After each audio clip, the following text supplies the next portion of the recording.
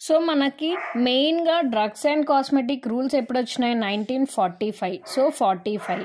So next మనకి important ఏదైతే ఉందంటే drugs and magical remedies act. So just దీన్ని 1945ని రివర్స్ చేస్తే ఏంటి 1954. So drugs and magical remedies ఎప్పుడు వచ్చినాయంటే 1954.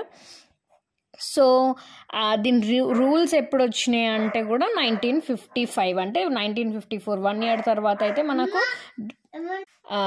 ఈ రూల్స్ రావడం అయితే జరిగింది.